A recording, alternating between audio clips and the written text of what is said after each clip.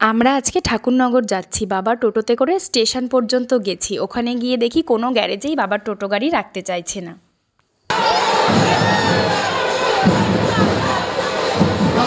সেই জন্য কিন্তু খুব অসুবিধায় পড়ে গেছিলাম। বাবা বলল যে তাহলে তোরা এই ট্রেনে চলে যা, আমি পরের ট্রেনে যাচ্ছি, বাড়িতে টোটো গাড়িটা রেখে আসি। যাই হোক, কিছু আর করার নেই, যেখানে সেখানে তো গাড়ি রাখাও যাবে না। বাবা বাড়িতে গিয়ে গাড়িটা রেখে আসলো আর আমরা তো এই ট্রেনেই চলে যাচ্ছিলাম ঠাকুরনগর।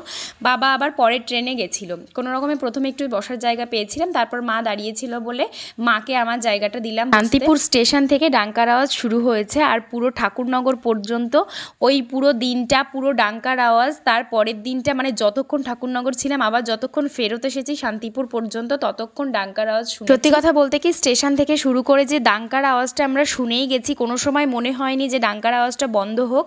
এতটা ভালো লাগছিল চারিদিকে ডাঙ্কার আওয়াজটা শুনতে। ঠাকুরনগর পৌঁছে যে কালীবাড়িটাতে আমরা সারা রাত থাকবো, সেখানে গিয়ে একটুখানি শুয়েছিলাম। ঠাকুরনগর যাওয়ার পুরো ভিডিওটা আমার চ্যানেলে বড় ভিডিওতে পোস্ট করা আছে, চাইলে গিয়ে দেখে আসতে পারো। যাই হোক, আজকের ভিডিও এই পর্যন্তই। টাটা।